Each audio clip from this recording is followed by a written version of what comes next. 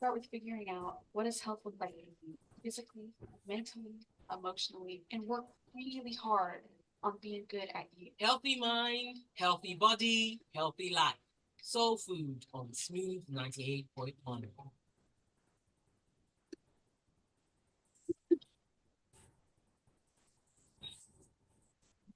Okay.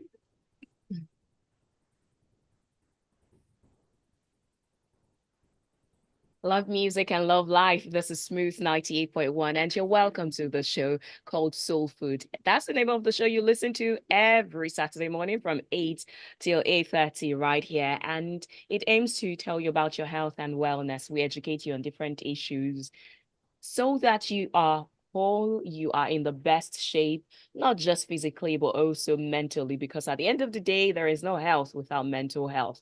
And the World Health Organization has told you that health is not just a state of absence of physical infirmity, but you are complete physically. You have mental health as well as emotional health, every aspect. And I put in there spiritual health as well. All right, so you're welcome. And today on the show, we will be talking about fats, body fats. That thing that when you hear it, the first thing that comes to your mind is something ugly. Or maybe you think about heart conditions, you think about I don't know what comes to your mind. Maybe you will tell us. However, this morning we want to understand the different types of body fat and why you have them, what they can do to you, the benefits. Does fat have any benefits? The sources as well as the ways to get rid of them, and we'll also be dispelling some myth about them. For instance, how do you lose fat? Do you lose fat by only going to the gym? Because you have people going to the gym and sweating it out, and they believe the more you sweat the more fat you burn. Is that really true? So, to do justice to that, I do have a guest joining me via Zoom, and she is a lifestyle medicine nutritionist and practitioner. She is Harafat Busari. Good morning. Good morning. Thank you so much for having me today. I'm excited to be here. It's a pleasure. Thank you for being here. Okay, let's get to the basic. Fats are fats. But how is there any medical definition for fat? How does it just come into your body? Because I assume part of the way you get fat in your body is when your body has taken enough calories or enough nutrients, maybe carbohydrates. It does not need the extra one. So it now feels this is a reservoir. Let me put it there. So let's talk about that. A body fat is simply put as the amount of fatty muscles in our body. It represents the total fatty tissues that doesn't contain any muscle mass. It doesn't contain electrolytes or additional body fluids. Body fat comprises of essential fat and storage fat, so it is not all bad.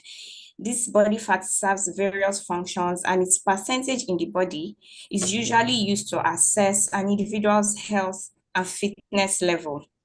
So fat doesn't just come in some kind of way. The deposition of fat in our body is based on genetics, hormones, and our lifestyle factors, especially our food and exercise. These factors influence where fat is deposited in our body. For instance, in men, central fat distribution, especially around the abdomen, is more common in males. And in females, we have more fat deposition, especially around the hips and the thigh area. And this is just plain genetics. Also, there are food sources of dietary fats that we get from various meals, like from our animal products, from different types of oil and nuts, fatty fish, and even fats from processed food. So when we eat this food these dietary sources of food, and we have excess, it deposits in some parts of our body, like our thighs, especially our thighs, our hips, our face, even our abdominal cavity. So fat doesn't just come, it comes from the deposition is influenced by genetic factors as well as our lifestyle factors.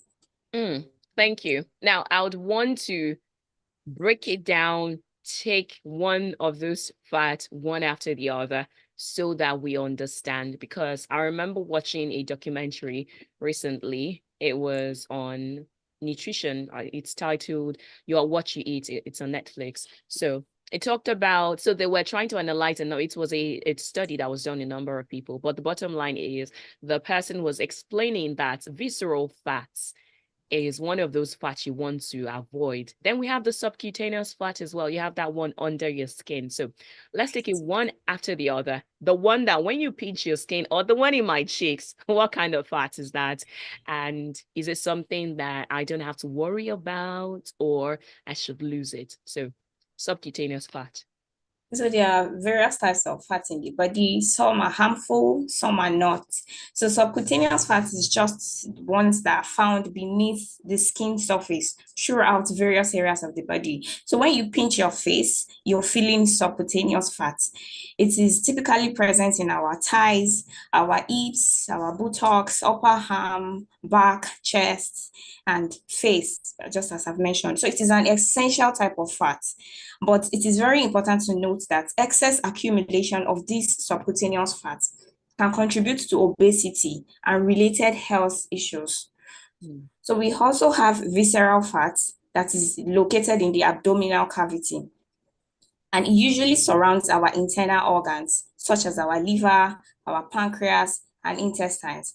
Unlike subcutaneous fat that is just found beneath our skin surface, visceral fat is deeper in the abdominal area, and excessive accumulation of visceral fat is dangerous. Research has associated it with increased risk of chronic diseases, especially type 2 diabetes, also hormonal imbalances and other cardiovascular issues. So another type of fat that is present in the body but not so common is brown adipose tissue. Most people don't even know about it, but it is also scattered throughout our body. It is found in places like our upper chest, our neck, our armpits, and even relatively close to our spinal cord. And this type of fat it has the distinct ability to burn calories, thereby generating heat. So it plays a very distinct role, a crucial role in regulating our body temperature and energy balance. Another type of fat in the human body is the white adipose tissue. And this is the predominant type of fat in the body. It is literally everywhere. It is found in the subcutaneous region, including our abdomen, our thighs, our hips, our breasts, our upper arms, on our face as well. And it also surrounds our internal organ in form of visceral fat. So it is, as much as it is essential, excess accumulation of this type of fats, especially in the visceral areas, has also been associated with health risk. Another type of fat that is found in the body is intramuscular fat, and this is usually in our muscle tissues. It is present in the muscles, in our upper arms, in our thighs, and normally it is not typically associated with health risk, but it is very important that we are maintaining a balance between muscle mass and fat content for our overall health. And the last type of fat in our body is the epicardial and pericardial fat. The epicardial is located in the outer surface of our heart, and the pericardial fat is found in the sac that is surrounding our heart. This type of fat, the epicardial and the pericardial fat, they are just associated with the heart, and excessive presence of this type of fat has been linked to cardiovascular diseases, metabolic conditions like atherosclerosis, heart attacks, heart failure, type 2 diabetes, high blood pressure even, and some other type of chronic diseases. Okay, we'll get to understand more about this fat and why they decide to choose where they go to. Because why will I eat something, or why will I have fat in my body and the fat will decide to go to my cheeks or go to my heart? Why can't you just stay in my hips area? We'll talk about that after this.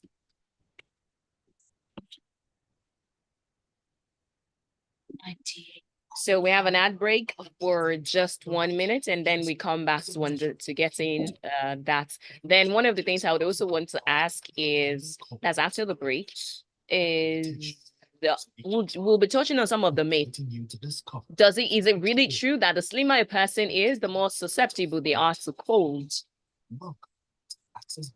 when a person is slim, they say, oh, you need to have more fats. You need to add on more weight. It will help you to be warm.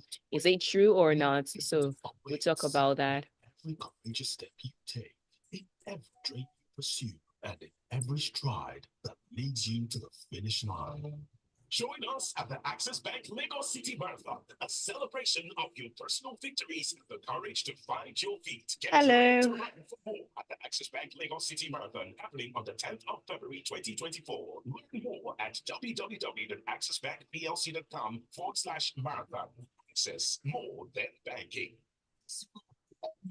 Just like you. Here on Smooth. Go by yourself. Don't touch that touch. Love music and love life, love you. We definitely don't love fats. We're talking about body fats this morning on Soul Food, and we want to understand the different types of fats in your body and how they come about. You can join us on Zoom. Zoom is no, not Zoom, YouTube.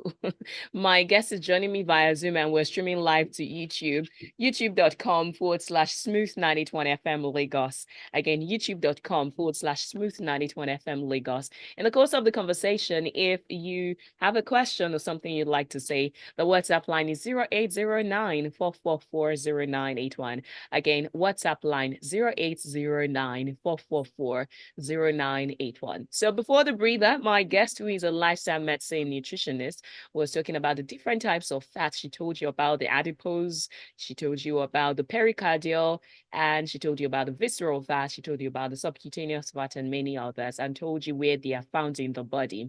Before I go to understand why these fats choose their location, I also want to know if it is true or it's a myth that the slimmer you are, the higher your chances of feeling cold or the lower your threshold for cold because you don't have enough fats to keep you warm.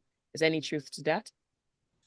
Yes, this is true because the people that on the larger side have more subcutaneous fats underneath their skin, and this subcutaneous fat is responsible for insulation, for keeping the body warm, regulating temperature. So it is, yes, there's a truth to that when they say the slimmer you are, the more susceptible you are to cold. That's true. All right, thank you. Now, another thing I would also still want to know if it is true or not, that a person is slim does not mean they have lower fat, because you can be slim and still have visceral fats. Yes, that's like very, very common. That's very true. There are a lot of slim people that have the deposition of visceral fat and even subcutaneous fat in excess. And this is very, very something that we should be aware of, something that we should be concerned of. So the fact that you're slim does not mean you're 100% healthy or you do not have fat deposition in the wrong places. So one way to know that is just to measure, to check the deposition of this fat in the body. How do you measure your body fat index, if there is anything like that? Yeah, an individual's body fat can be determined, and there are various ways to do this, various method. And the most common approach is the use of calipers. This is just to measure the skin fold thickness measurement of an individual. Bioelectrical and impedance analysis is also another way to measure body fat. Dual energy X-ray absorptiometry is another way to measure this body fat. Hydrostatic weighing on 3D body scanning. So it's just very important to know that each method has a level of accuracy, convenience, and cost. Some are more expensive than the others. And choosing the right method also depends on individual needs, availability of the equipment, and the expertise required. So one of this method, I think the most common one is 3D body scanning. There are some companies in Lagos, there are some else places in Lagos that you can measure the percentage of body fat, and it's usually very accurate. So if a person gets on the scale, the bathroom scale, what you see there, the number you see there, is it your fat? Is it your bone? Is it your muscle? Everything? And is it possible for you to get your fats index by standing on the bathroom scale? on this scale, you cannot get the amount of body fat present. So the number you see when you step on the scale is your overall weight. It contains your muscle mass, your water weight, your bone density, and then fat. So it is not very accurate to use the scale as a measure of an individual's body fat. Interesting, because there are people who say, oh, I feel lighter. Oh, I think I'm losing weight. To step on that bathroom scale and it's not moving at all. Right. So even when we have clients at Harela Health and Fitness and they are on their weight loss journey, we usually tell them that this scale is not an accurate way to measure your progress. The way you feel, how your clothes feel, how you breathe, how much better you sleep, these are more efficient way to measure your progress. And the scale is not, it doesn't cover all of those things all the time. Okay, so back to how those fats choose their location. Is there any science to that?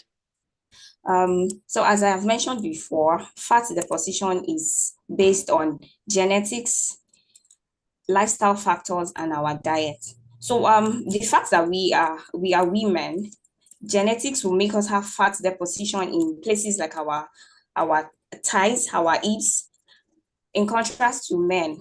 So another factor that determines the deposition of this fat is our lifestyle. If we're eating so much and we're not physically active, we're not burning as much calorie as we eat, this fat will just go and deposit in places that we do not like, especially our face, our abdominal cavity, and our arms. So those are like the first places this fat will stop when we eat them, even as much as we do not like them. That's just the reality. So our hips and thighs may be like the last places where they deposit. And even when we're trying to lose this fat, these places that we do not like, our abdominal cavity, our faces, our arms, they're usually the last places to go when we're losing fat. So it's not fair, but that's the way it is. Feels like a conspiracy where they just say, no, this is so unfair. All right, if you have any questions, anything to say, please send it as a WhatsApp message to 0809-444-0981. That's the WhatsApp line. And if you're sending a message for the first time, please include your name. Chimeze says, please, I would like to ask the guest in the studio. My fiance complains about heaviness in the abdominal area. She complains of waist pain at times. This is not about her monthly period. She's slim, but I'm suspecting these invisible fats, invisible, that she talked about. She has a high-calorie diet. This is because that's the food that is readily available and affordable. Please, what could be done? So I'm going to tell Chimezie that our fiance needs to be more intentional about her diet. Talking about high calorie food being more accessible and convenient to cook, it boils down to meal planning, meal prepping. She can prep her meals ahead of time. She can make this food, this calorie less meals available to her. So when she wants to eat, she's not always eating calorie dense food. She's not always eating something that would make her hard weight even without trying so hard. So it's very important that she consults a healthcare professional first off to be sure that she doesn't have any underlying health issues, or this pain is not from some other complications, and then be intentional about her meals, prep her meals ahead of time, so that she's not always eating calorie dense food. Thank you very much. More questions, if you have them, 0809-444-0981. That's the WhatsApp line. And the call line is 01448-9981. If you're joining us for the first time, we are talking about fats, different types of body fats. And we've talked about where you can find them and the things that are responsible for their location. I was going to ask a question, but now it's off. I can't remember it. Maybe when it comes back. Okay, so there are benefits. We've talked a bit about the benefits, and we've also talked about the things that influence a person's accumulation of this. But let's talk about how you get rid of this fat. Aha, the question has come. So you talked about eating, what time, this bottom line is eating at night. Does it really contribute to abdominal fat? It does and it doesn't. It does because if you're not eating in a calorie deficit manner, if you've eaten way more calories during the day, if your calorie recommendation intake is let's say 2,000 calories and you've eaten about 2,500 calories during the day and you still want to eat at night, it will definitely contribute to this deposition of abdominal fat. But if you're eating in a calorie deficit, if you've not had so much to eat during the day and you're still eating your dinner, say 7 p.m., it doesn't have effect on this fat deposition. So it is just, but simply said, it is important that you focus on the quality of your meals rather than the timing. The timing is important on other of our health, our blood pressure, our blood sugar, and but it is very when it comes to weight loss or fat gain, it is very important to focus on the quality of the food rather than the timing. Okay. Thank you. Sir James was asking if his question was answered. Yes, you have actually been answered. Okay, again, Sir James's question was about those having fat in their body, even though they don't appear to be fat in physical terms. And she has talked about it. You can find it on YouTube. Or do you want to quickly give him a summary of it? Even though it doesn't look like some people have so much fat in their body, it is very important to first off do a test, a scan to be sure of your fat composition and so you know if you really have this, if you do not look like it but you feel that way, the one way to know is just to do a test or a scan so you know that you're not just guessing and making you that way you'll be making informed choices. And it's very important that you consult a healthcare professional when you're having these doubts, these challenges, so you're not just overwhelming yourself and answering and asking the questions all by yourself. Thank you. Michael says about hereditary, he has fat deposited on his thighs like his mom, and he's a male. He hates it though, because his trousers easily rip off. Sorry about that, Michael. So Mashud has a question. He said, why is it that we do exercises like weightlifting and still have abdominal fats? Right. This is because exercises doesn't equate to fat loss. Like you said before, lots of people go to Harafat was. You have to go back again. They did not hear. It is very, very important for everybody to know, both males and females. When you go to the gym and you're sweating hard, you're lifting all of that weight, it doesn't necessarily equate to losing fat. You go to the gym to build muscles. You don't go to the gym to lose weight. It is very important that when you're lifting, when you're embarking on a weight loss, on a fat loss journey, you're eating in a calorie deficit. If you're not eating in a calorie deficit and you're lifting 1,000 weights every hour, you would still have fat deposition in your body. So exercise without eating in a calorie deficit does not do anything to your weight loss or fat loss journey. It feels like at this point, let's just wrap up the conversation because that is the icing, not even the icing, that is the whole cake. Because fat is definitely something people do not like, we do not enjoy. We don't like how flabby it makes us look and other health implications. But really, you don't go to the gym to lose fat. You go to the gym to build muscle, maybe to be fit. And speaking of fit, so you see people who are plus sized, yet they are able to do a number of things that people who are ordinarily not as weighty or as visible, or people who don't have that much weight, they're able to do. What are the possible things? I mean, you have explained it, but I also want you to just say it in crystal clear terms. So it basically it's a that is a determine it's basically how it depends on how physically active an individual is. If a plus size person is physically active, they do a lot of moving around, they do a lot of running, walking, riding bicycle, they're going to find it way more easier for somebody that is slim and that is not physically active.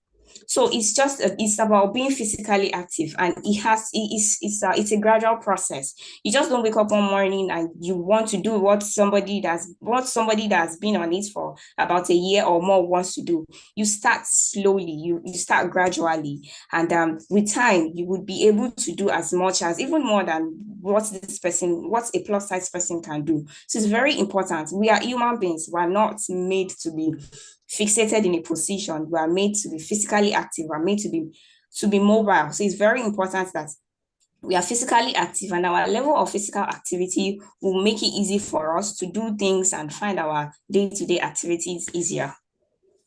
Thank you, Harafat. It's been a very enlightening conversation. I'm not sure there is any more that we can add to this because it just puts a lot of things to rest. You can be plus sized and be fit depending on how active you are, but you can also be slim and unhealthy depending on the fat deposit in different parts of your body. And one of the fats you need to be aware of is visceral fats.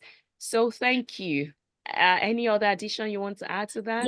Yes, I'd like to add a few more things. So, for individuals that are embarking on a fat loss journey, it is important that we are not just focusing on our food or exercise alone. These are important. In fact, being in a calorie deficient is like the most important thing when you're embarking on a fat loss journey. But it is very important that you are hydrated. Proper hydration is important because sometimes thirst can be mistaken for hunger, and then you're eating instead of drinking water. So it's important to be hydrated, to get adequate sleep, to manage stress properly, and to consult with a healthcare professional when you are embarking or when you are on a fat loss journey. This way, you're going to be saving yourself so much stress, and you're going to see results when you are doing all of these things. Thank you. All right. Thank you for being a part of the show. Thank you for your contribution and questions. If there is any that you have, I think now is the time because we're wrapping it up. So 0809-444-0981. And you can also find the stream on YouTube. That is youtube.com/smooth981FM Lagos. You can share it with your family and friends, and maybe those people who have been struggling to lose weight. They are doing it right in their own way by going to the gym, yet they are not reducing how much they are eating, or they are even eating some other calorie dense food in small quantity, but it is calorie dense. It is still contributing to the fat because at the end of the day, the calories are what matters. And even if you eat them on Sunday, it does not make them sanctified calories. They are still calories. Make sure you run in deficit. Then you can be fit and go to the gym and everything will agree with you. Thank you again, Harafat. Are you on social media? Yes, I am. Okay, what's your handle? Harafat Busari on Instagram, and Busari Harafat Boluwatife on Facebook and Twitter. All right, thank you for the education. And it's time to say bye. On the other side, it will be the children's show called Curious Mind on Smooth 98.1. My name is Oluwaseun Olusegun.